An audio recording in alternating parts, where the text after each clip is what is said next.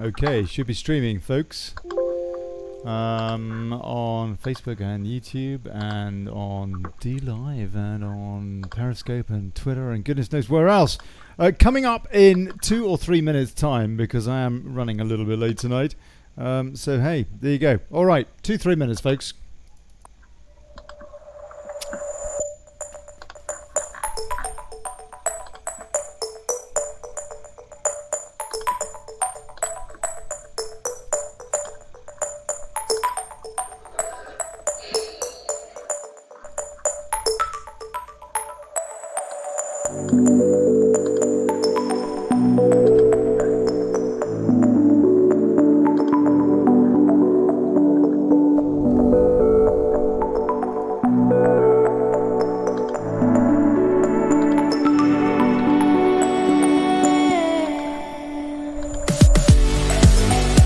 Yeah, just a couple of minutes late tonight, folks. Would you believe it? I had to reboot my machine. For some reason, everything fell apart about 5 minutes ago. So there you go. All right, okay, coming up in 2-3 minutes. Yeah, Daniel Emerson from UKIP, who's been very patiently waiting for me on Skype.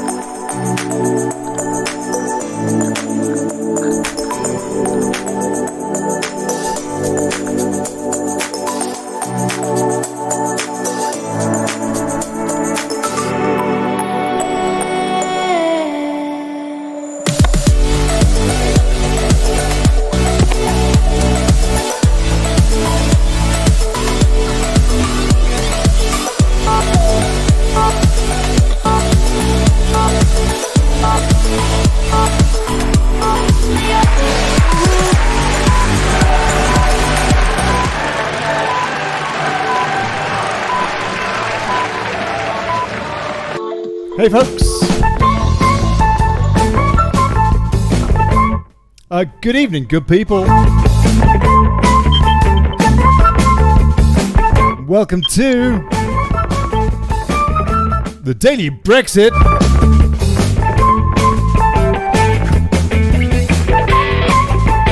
Fighting for self-determination and all that stuff. I tell you, I haven't prepared my script today.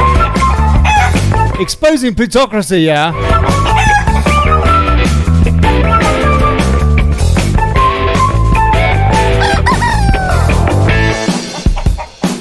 And now, jostling for position.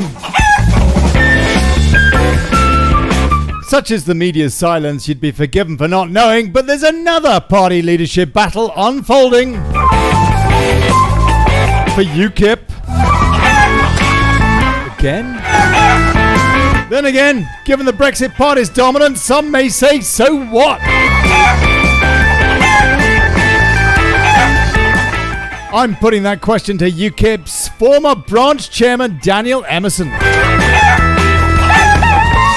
As we discuss the musical chairs among the parties for Brexit that, after all, are so important to hold this anti-democratic SW1 to account. Please support grassroots journalism. PayPal.me/Brexit. Thank you.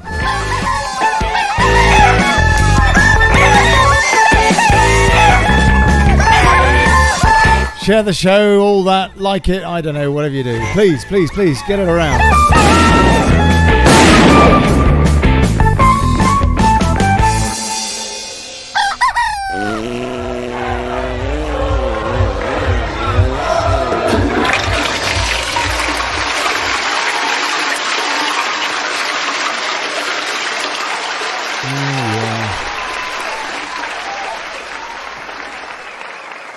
Yeah, good old Jeremy Corbyn. Right, okay.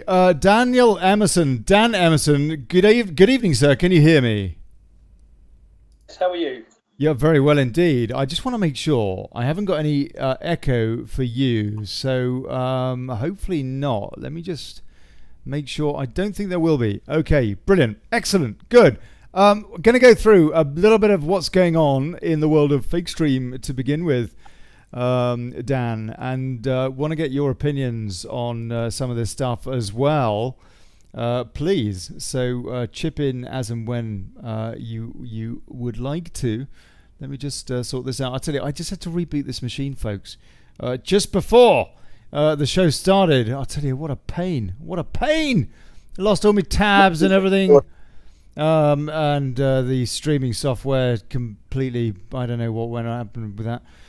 Anyway, there you go. Such is life. Okay, we're there now. Fine, good. Okay, so just more of the same going on in SW1. Grieve and Starmer spotted plotting. According to Guido, Dominic Grieve was this morning spotted plotting with Shadow Brexit Secretary Keir Starmer, who last week declared the EU anthem to be amongst his desert island discs. Guido wonders if they were deciding cabinet positions in the future government of national unity that Ed Davey wants Starmer to lead. And Guido understands the discussion was over whether Labour will back Grieve's nefarious attempt to hold pensioners to ransom to scare the government away from delivering a clean WTO Brexit from the EU. And we've got more on that story in just a minute, actually. But there you go. Yeah, indeed. Plotting on both sides of the House, as they have been for goodness knows how long it is now, to prevent Brexit. And actually, a little bit more on that story. Brexit Live, according to Express, Grieve's plot to starve next PM of no-deal prep funds blocked by Bercow.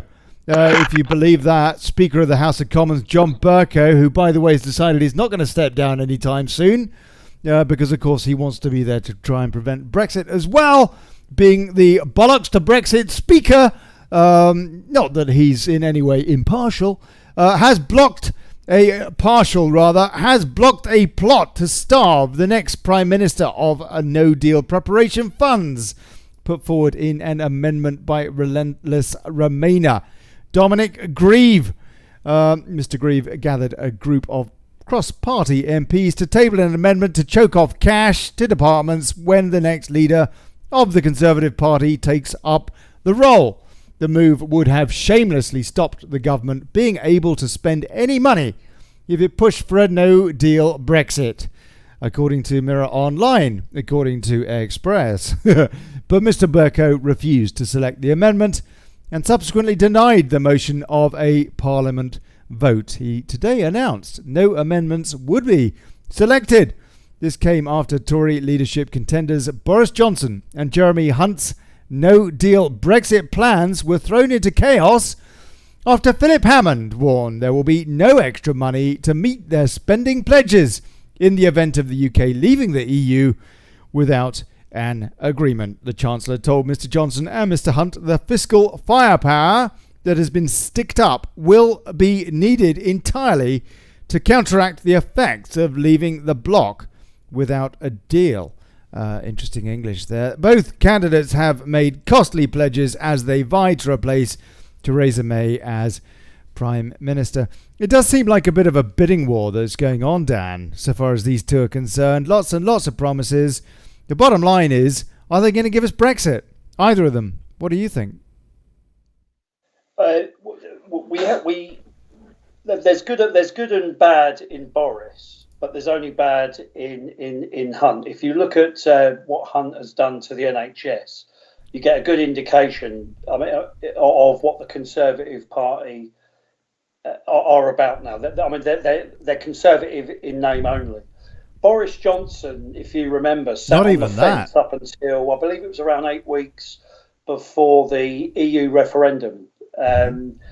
So he's saying the right things. That the problem is with him is it's really obvious that he's a careerist and that he's not a true Brexiteer. He's not a Nigel Farage. He's not a Gerard Batten.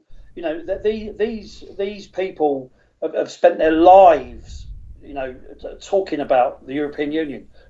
Boris Johnson has spent most of his political life, as I see it, sitting on the fence. I think he did quite well as London mayor, but I'm wondering if I'm swayed because of how bad the current one is. But that's another that's another subject.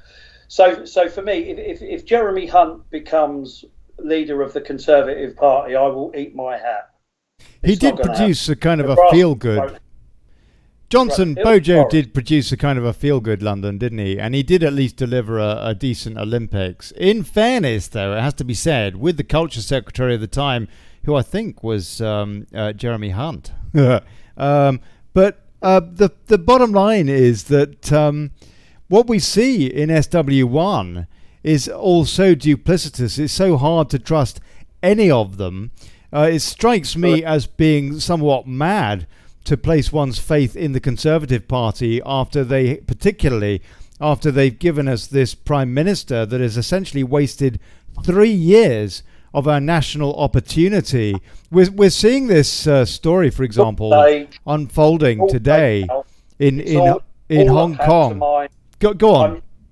Sorry, I'm sure if you dig through the safes and the drawers of the Conservative Party, you will find a script.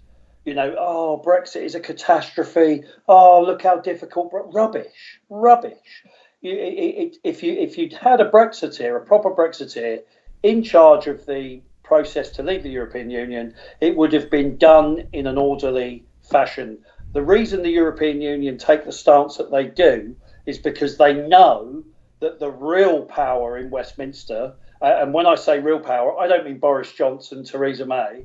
I mean that the civil service, they're the people that really run this country.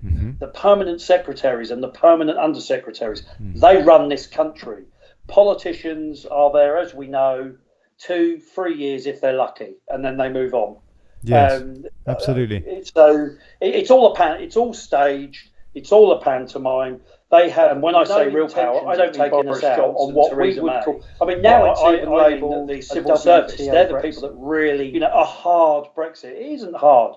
We voted to leave everything that limits our country from being able to be free and the rulers of our own, our own future. And the whole, for me, I've only been involved January 2015, and even I can see, it's a game. It's the whole thing has been planned out to be as difficult and as drawn out as possible. But one thing that I'm so proud of, it's a game. It's people, and I don't care what colour you are, whether you're gay, straight, whatever you are. The British people have never liked being told what to do. We're not stupid. And I think if there was a second referendum, it would be a bigger vote to leave. That's the impression I get.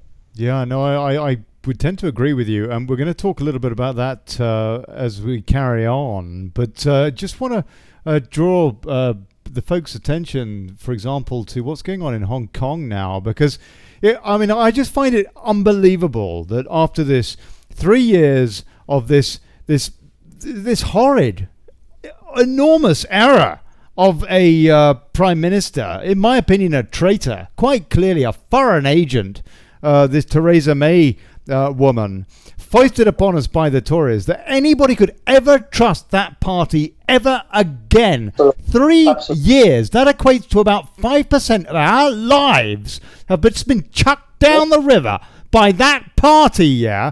And I don't care what I don't trust Corbyn either and all the rest of it. But the fact is that we know that for a fact. And at the same time, we see, for example, what's going on right now, and it's on the screen there, Hong Kong protests, riot police retake parliament after the activists took it earlier, yeah? They're firing tear gas to clear the crowds now. So just a few headlines coming out of there. Hong Kong police baton charge protesters outside Parliament. Protesters earlier stormed legislature, smashing doors and windows. Portraits of Xi Jinping, that dictator, yeah, and Carrie Lam have been torn down. Protests come on anniversary of the city's return to Beijing from the British, yeah. And my point being here that we do have have had a certain position and do have a certain responsibility still, no, Dan, in terms of our soft power and our responsibility to this planet and what we can contribute to it. And this government and this party and this SW1 set, and as you correctly point out, the civil service, they have just absolutely stymied our position on the world stage and essentially disgraced our international reputation because they are so desperate for their what amounts to globalist fascism. No, I don't agree with that at all. I think that's I don't think that at all. Go on. I think we know in the world who the real bosses are, and that's us, the British people. How many people? This tone of we've disgraced ourselves on the national stage. No, not we. We have been disgraced by these Jobsworths. Yes. Yeah. But we'll get rid of them. We've got now which is a good and a bad thing, but we've got now Nigel Farage's Brexit party, and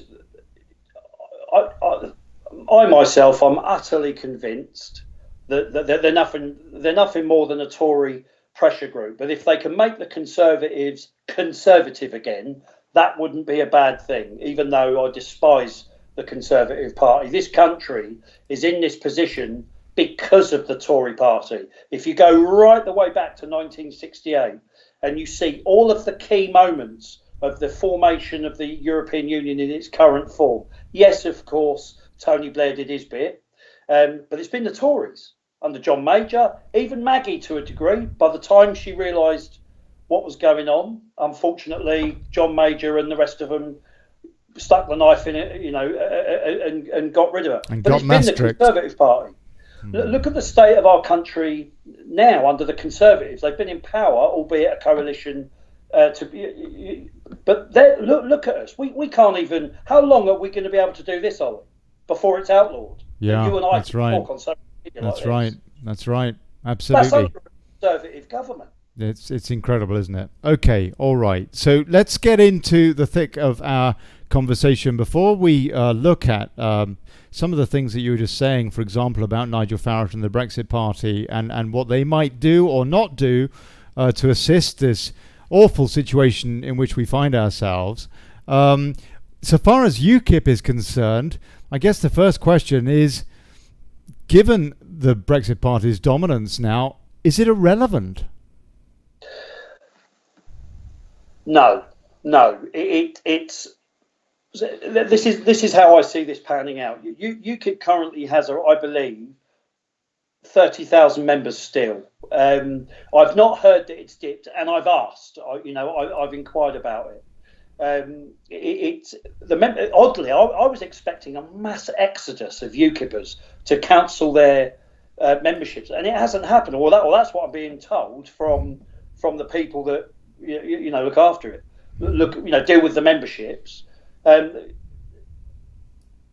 thing with the Brexit Party, for me, is this. You still there? Yes, still here, sir. Okay, my screen went black. That's all right. That was my fault. Nigel Farage has wanted to get back into the Conservative Party pretty much most of the 20 years he was involved in UKIP. Mm-hmm. And I know all of the ex-MEPs now so I know Tim Aker, Jill Seymour, the former leader Paul Nuttall, Gerard Batten himself. Every single one of them has told me, and they know Nigel. They've worked with him every day for years and years and years. That UKIP was just a truck for him to get back into the Conservative Party. Now, everybody is entitled to their political ambitions. I don't.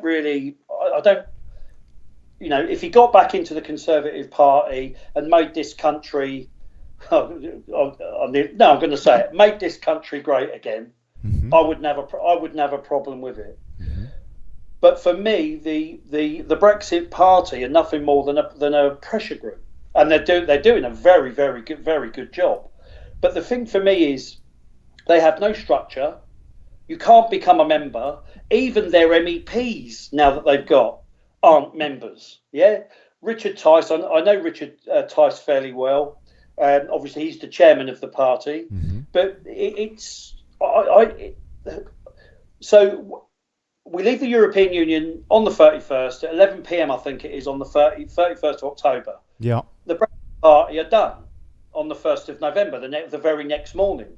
I've seen Nigel say that he wants to break up the two-party system. I'm sure you've heard it too. Yes. He wants to break up the two-party system. Good plan. He hasn't said how he's going to do that. The only way that would happen is under proportional representation, which I would be fully behind. And I believe UKIP are fully behind proportional representation. I'm not convinced. I speak to Richard. I know some of the strategies that they're trying to push now to attract grassroots members, and they're not getting a positive response because of the person that they've tasked to do that role. I'd like to talk about him as well. You're talking about Gerard Batten there? No, I'm not. No. Paul Oakton. Right. Who is Brexit Party, I believe's national campaign manager. Right. And okay. Nothing. Right. Anyway. Okay. You're not happy with him. No. Okay. Right. Okay. We'll talk about membership in a minute as well, because that is important. Absolutely. So you're saying that Brexit Party is a one-trick party, Brexit, and that's it, as you see it, and you believe unless they write, and not a manifesto, because I think Nigel Farage is quite right when he says, manifestos are just books of lies. We all know that. They're fake promises. They're the only manifesto. Well, they shouldn't be. Manifestos that have been fully costed were UKIP's 2015 and 2017. They were the only manifestos where if you challenged, how would you do this? How would you pay for it? UKIP had it fully costed. Mm-hmm. You can't say that with the Tories, the Lib Dems, and especially the Socialist Communist Party. Sorry, I mean Labour. Well, they had to do a U-turn on student fees pretty much immediately after the election, didn't they? And that's just the beginning of it, really. Yeah. But carry on, please. 1 days after Nick Clegg said we hadn't done the numbers, so it was a lie. Well, yeah, he was another one who had to do that U-turn in forming the coalition government. But I mean, they're, as far as I'm concerned, they're all pretty useless with their maths, it seems to me. Yeah. Okay, so you're saying that UKIP maybe has costed things a bit better, but I mean, going forward, the fact is it not that it's decimated at the polls by Brexit Party? Can it recover? So my understanding is UKIP in its current form. It has over 300 branches. Mm-hmm. It has 30,000 members. It's in the black. It owes nobody money. It's in a completely different situation than it was when Nigel resigned. When Nigel resigned, he left the party bankrupt. Mm-hmm. Paul Oakton just helped push it closer to bankruptcy. It had court cases looming, as a court cases that were because of management decisions made by Nigel Farage and the then party chairman Steve Crowther. Mm-hmm. Both of them ran for the hills as soon as the summons came in, the notifications. So Nigel pretty much resigned within the week of getting those legal notifications. So for me now, Nigel has a lot of stock in this country, hence why the Brexit Party are doing very, very well. I want him to succeed in getting us out of the European Union. Mm-hmm. The problem I have is I understand him. You know, as soon as Brexit's done, his career's over. He's gone. Yeah, he's a very, very hard man to like personally, and again, to repeat myself, I say that, and I believe that to be qualified because the people closest to him have said it to me. This is Farage. You're talking about Farage here. Correct. Okay. Correct. I have heard this before, but then again, you know what? Who cares? I mean, if he gets the job done, I'm so fed up of personality politics. Personally, I'm in his cupboard. Go on. He can't walk away from. He's tried to close UKIP since the day he left. The only time he supported us was during the Stoke-on-Trent by-election. He came and spoke at the Victoria Hall alongside Paul Nuttall, who was leader at the time and obviously standing in the by-election, and Jill Seymour. And that's the only time. Everything else he said nothing.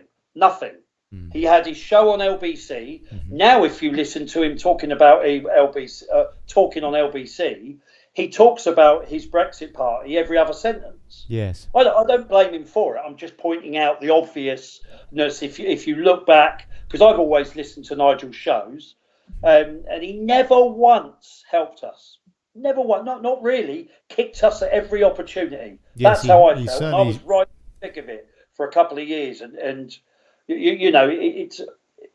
I've never met anyone who I'm so proud of, but at the same time so frustrated. I'm Nigel Farage. I think that a lot of would ring true with a lot of people with regards Farage. I personally must say I do feel that very, very grateful for what he did, his oratory that helped assist the referendum the referendum.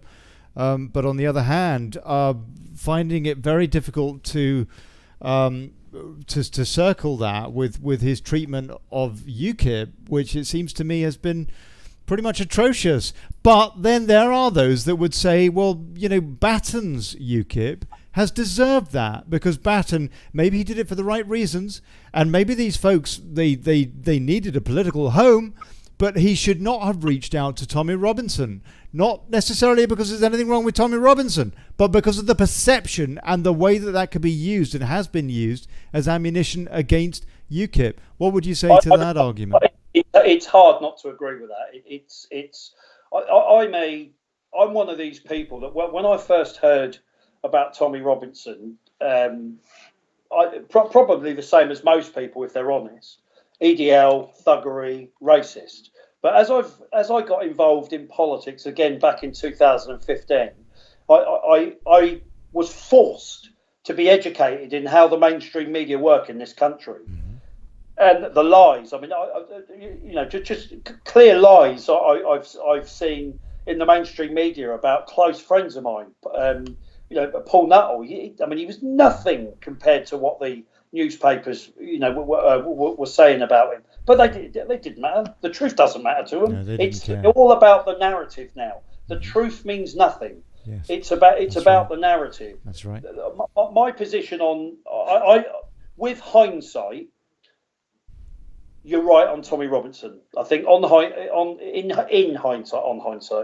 in hindsight, you're right about Tommy Robinson. But Gerard's done an amazing job pulling UKIP out of the mire. Let me just say, as an aside, I personally haven't heard Tommy Robinson say anything that I especially disagree with. No, he hasn't. Exactly that. I have to say, but it's the perception that's been used against, and Farage jumped on that bandwagon, and I found that pretty distasteful and duplicitous, really, disingenuous. Anyway. Well, basically. Gerard and Nigel duelled, and Gerard gave Nigel his ammunition. That's how I look at it. He did. And so, okay, that brings us on to the leadership election going on in UKIP now, because Gerard Batten, he said if he lost his seat as an MEP that he wouldn't, as I understand it, please correct me if I'm wrong, that he wouldn't run again for the leadership. Same as me. That's what I heard him say. Well, he is running, and should he be running? What's your take?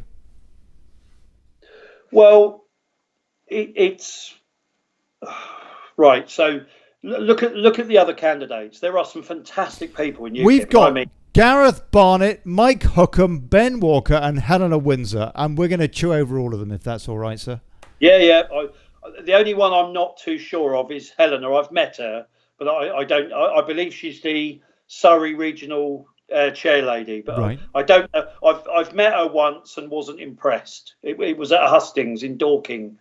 But anyway, sorry. Okay. So So should Gerard stand? Yes.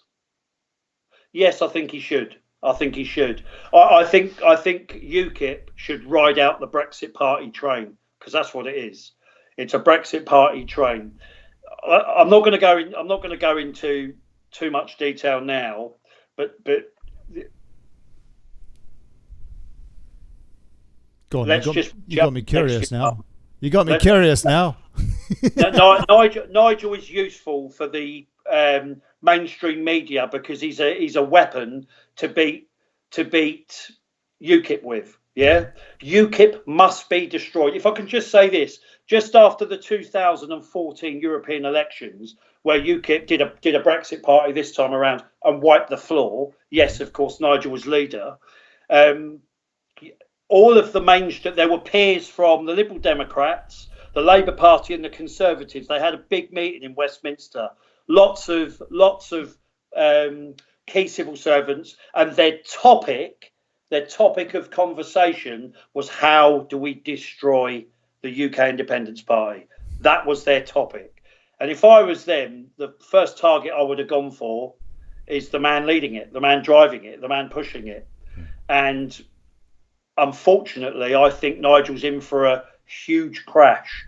He's got so many skeletons in his cupboard that I am absolutely amazed that the Guardian and these other papers, because they know about it, that there's something's not right. If the media are doing what they always do, which is basically working for the establishment, working for globalism, working for fascism, frankly, then they will bring all that out come the general election. That's when all that will come out.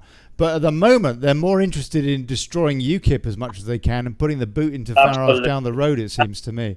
And one thing at a time. But okay, so in terms of Gerard, he did deliver the party from bankruptcy, did he not? That was the main thing that he's done. Yes, he did. Look, Gerard was brilliant up until he wasn't. What do I mean by that? Yep. His MEP list was a mates list. That was an absolute car crash. Putting an individual in the northwest who lives in London, putting his best mate who lives in London in the southwest, which completely alienated key UKIPers that have been in the party 10, 15, 20 years, rubbing their noses out of joint. He talks about democracy, and yet he imposed candidates on regions. That's not what you do. You engage with the regions, and you try and sell what it is that you want to do. So that for me was his downfall. Parachuting. You're saying he parachuted in candidates and stuff like that. Yeah. He will say he didn't do that, but he did, because the selection process was him and a few of his little cronies. I know it was. So. But, Ben, that's politics, I guess. So should Gerard stand? I'm going to say yes, but I hope he learns to utilise the skills in the people around him, because Gerard doesn't trust. If you don't work in Gerard Batten's office, he doesn't trust you. And a political party cannot work like that. You have to utilise the skills of everybody across the country that are dedicated to the cause. And he never did it. Just look at UKIP's website. It's all about Gerard. You wouldn't think they had any spokesman. Of these other candidates, then, Gareth Bennett, Mike Hookham, Ben Walker, and Helena Windsor, which of them would, in your opinion, be able to withstand the fire from, for example, Nigel Farage and the establishment and turn around this claim that they are moving to the right too far? Right. So Helena just hasn't got the charisma that's needed from a leader. She differs, and she's too like me. She likes the sound of her own voice. I'm a bit like that.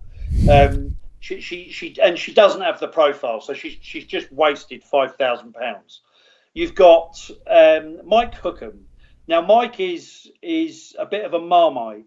I don't know him that well. I've met him a few times, and I've not been impressed with him because I'm a grassroots campaigner. And where I've been, I've seen him, and he's been, shall we say, not overly energetic in his contributions to the cause. So, and I don't know if you saw it, but did you see him on Newsnight a few weeks ago? No, I didn't. Watch it. I rest my case. Right. Okay. He got shredded on Newsnight. It would have been about 2 months ago now, actually. He got shredded on Newsnight. Then you got Gareth Bennett. Now, Gareth Bennett is a very, very good friend of mine. Very, very clever bloke. Very 100% committed to the cause. But the problem I've got with Gavin now, I'm country first. With Gareth. Yes, I'm country first. Mm-hmm. So I'm honest of my opinions of people. Could they lead the party that I love, even though I'm no longer a member at the moment, or probably banned for life now? But the problem is with Gareth is does he have the charisma to attract people, to get the message across? I mean, he may have it. I say he may, and that I know him, but I haven't seen him speak very often. I've seen him speak in the Welsh Assembly, and he leans on the podium when he talks, and he's a bit like this. And I know he's committed to the cause, but he would need a lot of media training. Mm-hmm. So I like Gareth, but yeah. So that leaves us with Ben Walker, who ran last time against and the time before, but who does carry a lot of weight, does he not, Mr. Walker? As I understand, he's been on this show a couple of times. He's pretty good media wise, I think. Go on, you tell me. Come on, spit it out. The problem is with Ben. He isn't believable. Yeah. So here's what happened. The first time he stood. I don't know if you'll remember, but he was doing really well in his speeches. Blah blah blah blah blah. This was against JRE and Bill Etheridge, yeah. Correct. That one. And Jane. Do you remember the MEP, Jane Collins? Rings. So, yes. So he did a deal with Jane that he would pull out before he lost his £5,000. He would pull out and stand as her chairman, and then urge all of his support to support her. That's how politics works. Mm-hmm. Then he did it the second time around. I don't quite know what the background was, but he pulled out again. I would imagine he'll try and do a deal with Gerard because Gerard's going to win it. It's as simple as that. Yeah. Right. Okay. Go on. Carry on, please. Well, but Ben, I'm just not convinced by him. I've got nothing really to add. I know what he did behind the scenes, and I didn't like it. But it is politics, so it goes on all the time. But I haven't seen him perform. I haven't seen him tested. So I think I'd be interested, to see that. But the outright winner is Gerard Batten. Right. The trouble is with Gerard is he's insular. He's not good at building bridges, at growing things. That's the problem that I'm worried about for him. I used to get on really well with Gerard, but now we don't. Why were you suspended? There was a huge raft of suspensions. Was there not a huge raft of suspensions from the party Were you not amongst those? Sorry. So we're talking about years ago. Well, I'm talking. This is a few years ago now. Yeah, but I mean. Yes, I was right. So here we go. This will bring us back onto Nigel Farage and Steve Crowther and their plans for UKIP, which became obvious. Right. So I was chairman of UKIP North West Hampshire during the 2015 general election. In my region, we have 19 branches. Now, I woke up one day to a letter sent to all of my members to say that my branch had been placed into special measures and that my committee had been disbanded. Mm-hmm. I'm not somebody who takes that lightly. So what happened was, by this time, I'm a good networker, so I network fast. I get around, I get to know people quickly. 9 out of 19 branches in a space of 12 weeks, just after the general election, 6 of those branches were placed into special measure. Portsmouth was the only one that was justifiably placed into special measures. The other 5 branches, on their appeals lasted 10 minutes. They were all reinstated within 10 minutes. The trouble was they dragged months to a year. Mm-hmm. Now, when you're a political entity in a region, that wipes you out, wipes you off the face of the map because everyone quits and leaves, which is what happened. So I started to think, hang on a minute, what's going on? It's almost like you're at a greyhound race and you've got a lead around the best greyhound and you're stopping it from racing. And I was thinking, hang on a second. Then I started to look at other branches, Bolton, branches across the country that were being disbanded with no justification. Not all of them. In the odd case that I found, it was true. And then I thought, hang on a minute. I started to see a picture of UKIP being limited to grow at grassroots level. And it is my belief that Nigel Farage's plan was to wind UKIP down. Now I actually know that to be fact. So and here's why. That's got nothing to do. You mentioned that you don't have your membership of UKIP at the moment. I resigned my membership in October, I think it was, of last year. Why? Gerard's direction. Right. Okay. How much of... Okay, all right. Right, I'm going to say it. They're not going to take me to court because it's true and I can prove it, so I'm going to say it. So we started to hear rumours. When Paul Oakton was party chairman for a period of 18 months, 6 months as interim, and then he became permanent, as everybody will know. Mm-hmm. Rumours started to circulate of large amounts of money being used and no receipts whatsoever. As it turns out, and this is NEC members that initially led me onto this, mm-hmm. I thought it was £33,000 taken by Paul Oakton in chunks, so it's pockets of money, taken out, agreed by the then party chairman John Bickley. Mm-hmm.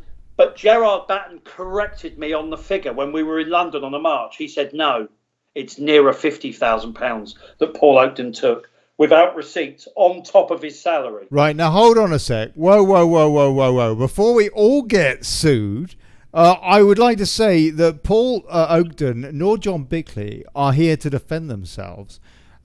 So yeah, these are serious allegations, sir. I mean, this is. You're not the first person to hear them. This is arguably slander. So I just want to point out that this is what my guest is saying, but I have no way of knowing that that's true, Dan. You understand it from my point of view. Yeah, no, of course. So right, but okay. Clearly, you have gripes. So Gerard and I fell out because I wanted to know how that was allowed to happen. Mm-hmm. It's fact. I know you say you don't know, but the UKIP's National Executive Committee know it to be fact. Hence the reason why I haven't been sent a notification to turn up at some court somewhere. It is fact. Well, yeah? This is according to you. So far as I'm aware, I just have to say, Dan, you appreciate that this is not in the public domain by and large, this kind of information, and it's pretty serious allegation. I wonder why that isn't. I wonder why it isn't.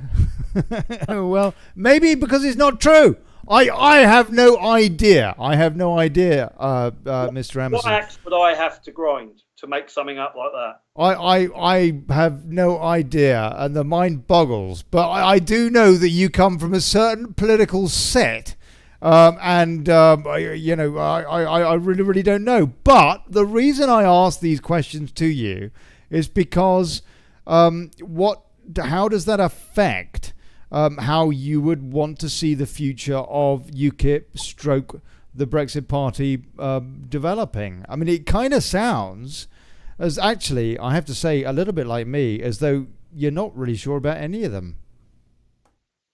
No, look, the good thing about UKIP now is all of the protagonists that are guilty of some of the stuff I've alluded to have now gone, and they're now in the Brexit Party. Yeah. Right. So what Gerard has done now is cleaned it up. That's the bit that I like. But it's the whole. The problem is with Gerard is that he's made some awful decisions. Absolutely awful decisions. He's 100% committed to the cause. No two ways about it. Mm-hmm. And I on that front, I don't have a bad thing to say about him. He's 100% committed to the cause. The way that Nigel Farage treated Gerard was awful. Yeah. So I can understand Gerard's has got a gripe against Nigel, but Gerard has to move on. He can't live in the shadow of Nigel Farage anymore, because it makes him a bitter person. I'm not the only one that said this. That if he can get rid of that and push UKIP forward, the Brexit Party will show itself to be what it is. That is it not the biggest problem? One could argue that we have is not seeing, as Brexiteers, is not seeing a pulling together of UKIP and the Brexit Party. But as I understand it, and this is a very widespread allegation, but I don't think it's an allegation at all, really, that Batten and Farage just cannot stand each other's guts. They both have pretty big egos, and they will not give much ground, if any. That's the problem. That's the problem. That they need to be country first, and their own self-interests, should take a second position. The problem is you're never going to get Nigel Farage to do that. No. Nigel Farage is all about Nigel Farage. All about Nigel. It's all about Nigel with Nigel. Gerard Gerard's not like that. Mm-hmm. He's just blinkered in. He gets to be in his bonnet, and he's more stubborn. He's straight for it. Would you say more stubborn? Is that the deal with him? Very much so. Which, on the other hand, is part of his charm as well. I mean, that bulldog spirit is the kind of thing we need, I guess. No. Yeah, of course it is. Of course it is. But from a party structure, the way that he did his MEP list was a complete letdown to hundreds of people. And not that it wouldn't have affected the results of the nation's voting, but look, you started off by asking, is there a purpose of UKIP? Yes, there is. Now, UKIP's manifesto is factual. It's what UKIP would do if it was in government. You know how good it is, because some of the policies that UKIP has released since 2015 in its manifesto, you've seen the Tories come up with. So yes. If UKIP collapses, how will the Tories know how to form policy? Well, that's a good point and a fair point. But on the other hand, the Brexit Party ran in those, the locals, they didn't do quite so well, I guess. But in the, they didn't run much. For the EU, they ran purely on Brexit. Okay, it was MEPs. But nonetheless, they ran on one issue alone and they wiped the floor with UKIP, who have a complete manifesto. Do you need more than one policy, that policy being UK independence? Ollie. Think back to the build-up to the EU referendum and the build-up to the conception of the Brexit Party. Mm-hmm. The Guardian were talking about the Brexit Party, the Telegraph, the Times, Financial Times. He was on every radio station. Yeah. Come on, didn't that set you only for a few weeks, though? Only for a few weeks, Dan. 6 weeks. Everywhere. And UKIP was suffocated. And the only air that UKIP got was Richard Brain. Richard Brain did really, really well. Mm-hmm. And obviously, Gerard himself. But look at the way the mainstream media, they don't talk about anything else. They keep you talking about a subject and then accuse you of only talking about that subject. You're a one-trick pony. You're anti-Islam. And yet all they do is talk about that subject.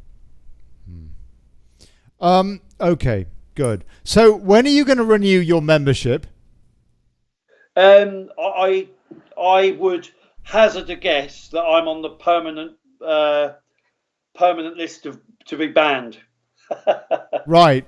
I wonder if tonight has helped. I don't know. Let's have a look at some comments and see what folks have to say, sir. And hold on a sec. Oh, blimey, hold on a sec. I'm going to lose. It's all. Oh dear. Right. Okay. I need a bigger screen. Gonna need a bigger boat. Stephen Place says, "Total baloney. Ollie, this fella hasn't a bloody clue. Ben has only ever stood once, pulled out, and lost his whole £5,000. This fella's a twonk. Get him off." Now that is another regional. Well, he's a regional chair, Stephen Place. Yep. Dan, direct accusation to you. You have a right to respond. Whatever. Okay, fair enough. Mo Eva Brazier says, "I will be voting for Gerard." End of. Lots of laughs. Edward Keithley, "I'm thinking what UKIP needs is a big old fix of Godfrey Bloom." God bless Godfrey Bloom. Godfrey, I mean, we do need people like Godfrey in politics, don't we?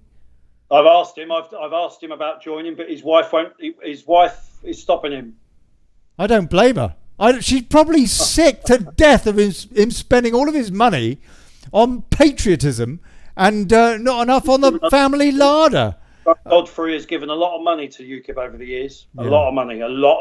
Yeah, that's right. What a geezer. I'll tell you, what a lovely man. I got a lot of time for that bloke. Mark Patrick Conway is none too impressed with what he's heard, to be honest with you. I'm not going to repeat that. Debbie Shaw, we all have different perspectives of the same act. Alas, God bless you. Not going to cross words over it, as I don't favour either of them. I'm not sure who Debbie's talking about there, but I don't know, some politician or other. Let's talk about stabbing one in the back, says Stephen Tallis Pullen.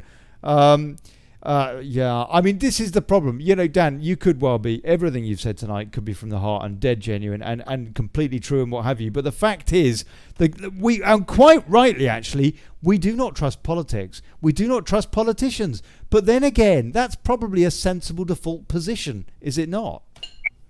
Well, politician, but by the very trade of politics, it's full of baby kissers and lollipop stealers. I think you've got to be a certain to get anywhere in politics. You've got to be of a certain character.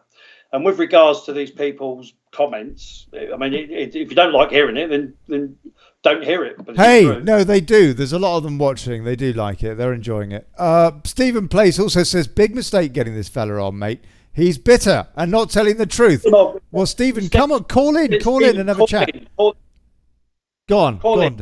Let's have a chat. Desmond Ogman says, "Great example of unity in fighting." I mean, the problem is that in terms of the kind of, I completely agree. We got to have unity and what have you. But the fact is that hang on a second. Go on. You can't have unity in politics. Politics is division by definition. If there was no division, there'd be no politics. That's the point. Just because you're in the same party doesn't mean everyone thinks the same. That's so. When they say unity is overrated. You do make a good point, Dan. But I tell you what, I was thinking about this. I go for a bit of a wander before the show each day, and I'm thinking about, I don't know, whatever. And I was thinking about unity and the lack of it, and the fact that it's so hard to know who to trust. And we've got. I hear what you say, but it's getting worse, isn't it? The lack of trust is getting, I mean, quite rightly, understandably. Look at what's going on, and the lack of news coverage about what's going on as well, and the lies going on. I mean, for example, I know you went to the Great Gathering, didn't you? The Veterans for Soldiers A to Z on Saturday. I don't know, maybe I saw something on your profile earlier, what have you. I had Dan McDevitt pop on talk about that. And there was a whole bunch of folks. I didn't attend. I had some family stuff to do. I couldn't go. Okay, well, I know that you were supporting it at least. Now, a lot of folks watching tonight will probably have watched last Thursday when Dan McDevitt was on here talking about the event. Nothing on mainstream media about the protest stroke sit-in in central London with veterans going there to support and to ask the simple question, why have we got these soldiers on trial 40 years after the event or what have you? And then we put out a platform for the likes of Tony Blair and Alistair Campbell to go and tell us how we're all, such right-wing, xenophobes and all the rest of it, when they go and kill 1 million people in Iraq and aren't put on war crimes for it. And these people are wheeled out on the BBC left, right and centre. And the BBC won't even ask the question as to why these people that Tony Blair, for example, has sold out through actions of his with regards to Northern Ireland and the Good Friday Peace Agreement and what have you. These people, 40 years after the event, are being pulled through the courts. They're not even well people in their 70s. And yet we're giving airtime to these war criminals or these alleged war criminals. Yeah, these war criminals, in my opinion. Yeah, I watched what happened with that sexed up dossier. It's just incredible. So people cannot trust the news. They cannot trust the politicians. These people that don't talk about, for example, how we were led in to the EEC originally with the duplicity from the Ted Heath government and what have you. And now are not even honest about Theresa May's what the EU call a treaty, not a deal, a treaty, and they're calling it a deal for Brexit on the BBC, a deal for Brexit, and still kind of hoping that will be pushed through by some ruddy Jeremy Hunt, when actually it is just a deal for vassalage, for villanage and for servitude. I mean, it does make sense that the level of distrust is what it is my point. Does it not, Dan? Yeah. Everything you said is you've hit the nail on the head. Politics is changing in this country now. It's Brexit has shown that we are, not literally, but we look like a tin pot, country when it comes to our politics. This two-part has got to stop. We need a complete reform. Just look at the Electoral Commission. It's full of Liberal Democrats, Labour, and Tories. And of course, who are they going to look after? Yeah. The Liberal Democrats, the Tories. It's got to change. We need a big change in this country. A big change. Mark Patrick Conroy says, now shut up. We are uniting against the EU, but split by people that slag others and propaganda. Each other's chance of getting the jobs and money shot. Mark, thanks for the grammar. That helped me out a lot, mate. Richard Griffith says, shame to the mainstream media. Disgusting. Patrick Collins, you know as well as me, there is not one MP who you could trust. I don't know about that. Go on. Andrew Bridgen, Mark Francois, all very, very good people. One would like to think so, huh? One would like to think so. If they were MPs in my area, I would vote for them. Other than that, I can't stand Labour and I can't stand the Tories.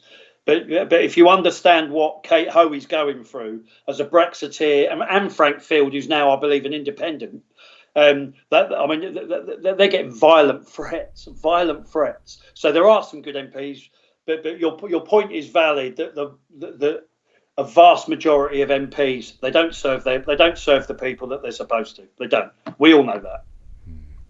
I want to say a big thank you to you, sir, for coming on tonight. I do appreciate that. And I don't know. Oh, hold on a sec. Hold on. Okay. We got a call. And seeing as Tom has bothered to call, I'm going to take this call before I finish the show. Tom Bell, can you hear me, please? Tom. Hello.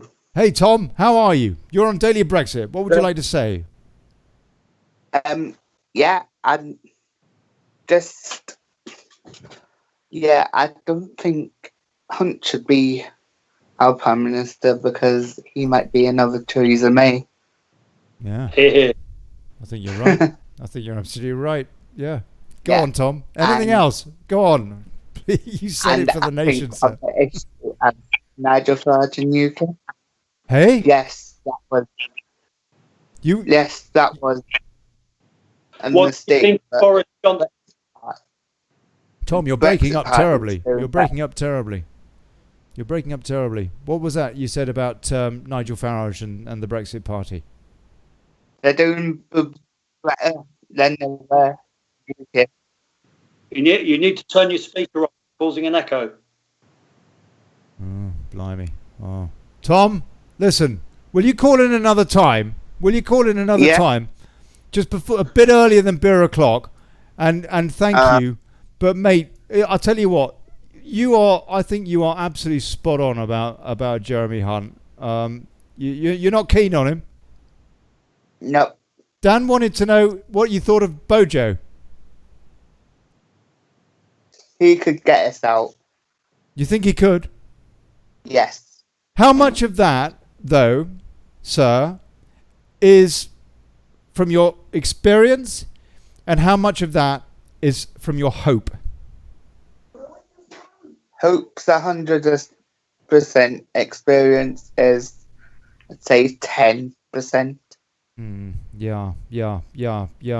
I kind of would tend to agree. Again, I mean, we are kind of hoping beyond hope, are we not, Dan, that we are going to get Brexit almost by a fluke from this guy, Boris Johnson, no?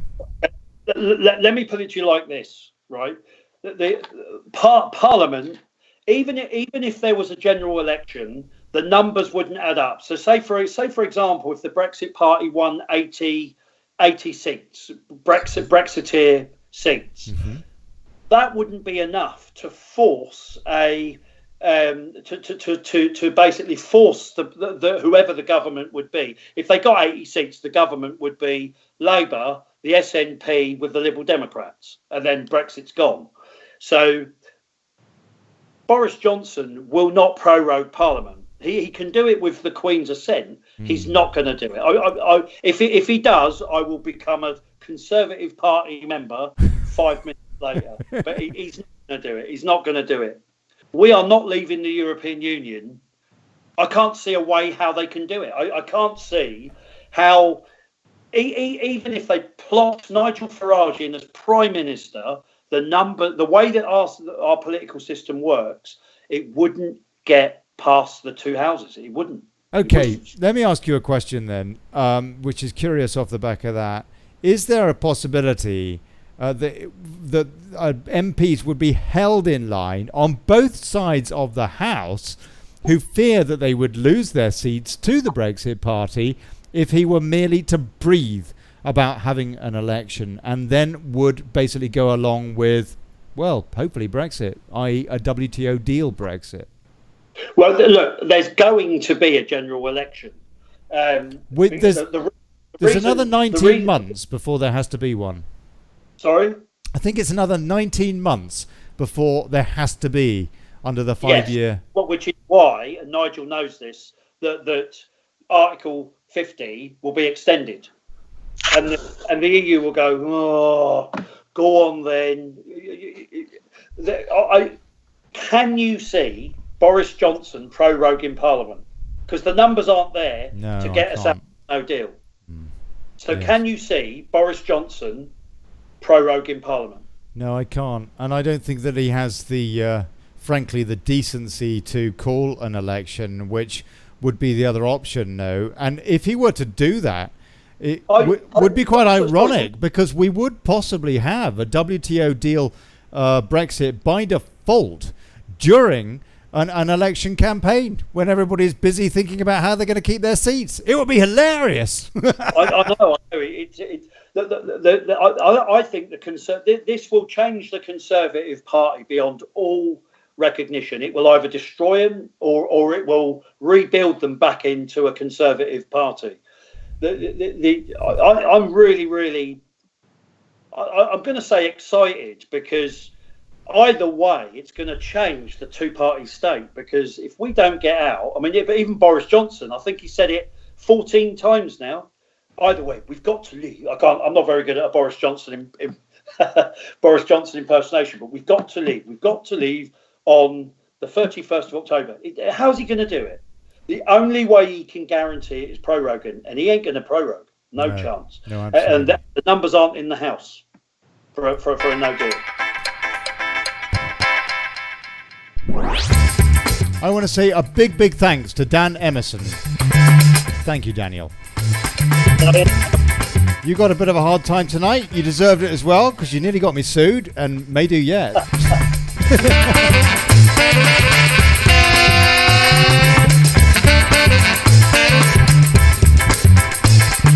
Thanks so much, Ollie. I enjoyed it. Go on, Dan. You're very welcome. You're very welcome. Good feisty chat. Thanks to everybody in the comments. God bless you. And you, Stephen Place, you put him in his place, Stephen. You did. And Dan disagreed with you. Maybe you should come on together. We could have a bit of fun.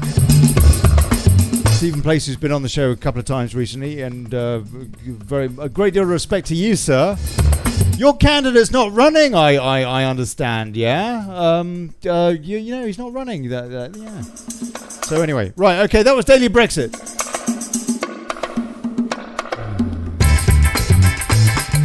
Back tomorrow at 7.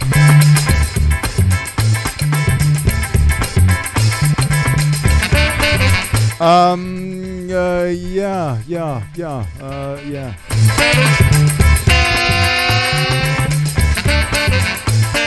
And a big cheers to Tom Bell. God bless you, Tom, for calling in. Nobody else did.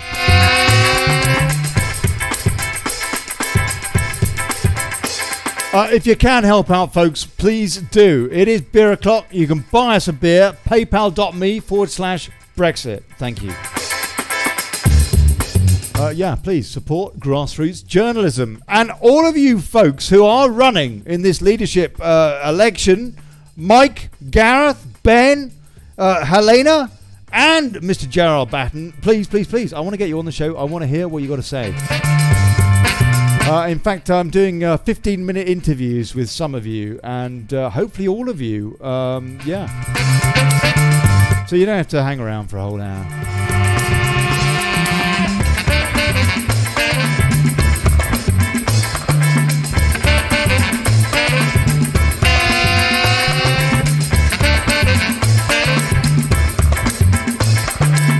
And I tell you what, those last couple of questions and answers from Dan are really fascinating. What is actually going to happen now with this, the approach to Halloween? Absolutely fascinating. And if anybody does want to buy shares, I'm setting up a new business in a popcorn factory. So yeah, there you go. All right, folks, I'll see you tomorrow, 7 o'clock. God bless you. Here's to us and bugger plutocracy.